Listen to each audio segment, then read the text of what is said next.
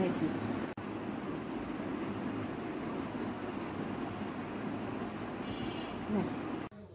পাকা আম দিয়ে ঝটপট প্রাণ ম্যাঙ্গো বানিয়ে নেব। তো এখানে চিনি দিয়ে দিছি 250 গ্রাম পরিমাণে। পাকা আমটা একদম ব্লেন্ডার করে নিচ্ছি যাতে কোনো আঁশ না থাকে।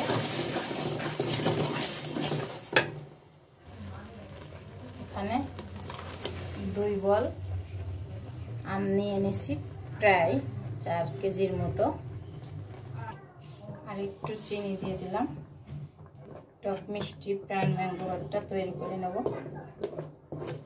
এখানে ভালো করে নাড়াচাড়া দিয়ে 4 মিনিটের মতো রান্না করে নেব। আর এটা নিচ্ছি মুদির দোকান থেকে আগার আগার পাউডার জমানোর জন্য। প্রাণ ম্যাঙ্গো বাটারটা কিন্তু মোটা হয়, এজন্য ঘন করে নিচ্ছি একদম শিরাটা। কোনো পানি চুনি দিনে একদম আমটাকে সিলে ভালো করে ব্লেন্ডার করে নিয়েছি, আঁশটা যাতে না থাকে। 5 মিনিটের মতো রান্না করে নিচ্ছি। এখন আগার আগার পাউডারটা দিয়ে দেব। এখানে 1 মুটকি আগার আগার পাউডার দিয়ে দিলাম। 2 মুটকি দিয়ে দিলাম, কারণ এখানে অনেকগুলো 5 কেজির মতো প্রায় আম। এখন ভালো করে দিয়ে মিশিয়ে নেব।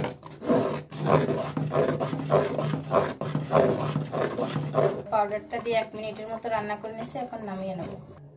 এখানে একটা ট্রে নিয়ে নিচ্ছি, ট্রের ভিতরে একটু তেল মাখায় নিচ্ছি যাতে আমটা না লেগে যায়, সুন্দর করে উঠে যায়। এখন এর ভিতরে ঢেলে দিচ্ছি। সুন্দর করে একদম মিশিয়ে নেব। আর কোনো কাজ নাই, এমনি কিন্তু জমে যাবে এটা।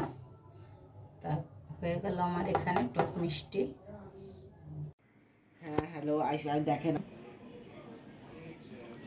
এখানে আমার এটা আমি ম্যাঙ্গো বার বানানোর চাইছিলাম অনেকটা মোটা করে, আর একটু নরম ছপ আছে। আর এটা চাইলে দেখা যাচ্ছে সামনে বছর আম হওয়া পর্যন্ত রেখে খাওয়া যাবে। অনেকটা হালকা একটু নরম আছে। তা আমি সুন্দর করে পিস পিস করে কেটে দেব। কেটে এটাকে রেখে দেব ফ্রিজে। চাইলে এটা যখন আমটা শেষ হয়ে যাবে দুধ দিয়ে এটা খেতে কিন্তু ভীষণ মজা। এর ভিতরে আমি অনেকটা মিষ্টি দিছি, ঝাল দিইনি। আর এটা দুধ দিয়ে খেতে কিন্তু ভীষণ মজা। তা কেটে কেটে পিস পিস করে নেব। এখন এটাকে কেটে নিয়েছি, পিস পিস করে নেব।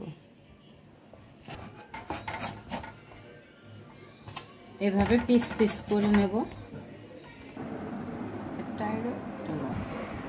এখানে সুন্দর করে আমসত্ত্বগুলো কেটে নিয়েছি একদম মোটা মোটা করে। এখন রেখে দিচ্ছি।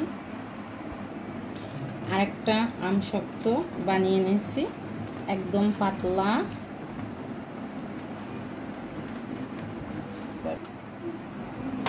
এটা সুন্দর করে পাতলা করে বানিয়ে নিয়েছি,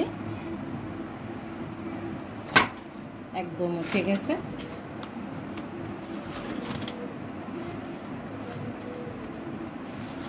আমি এখানে 2টা তৈরি করে দেখা দিলাম। ভালো লাগলে লাইক শেয়ার কমেন্ট করবেন। আল্লাহ হাফেজ।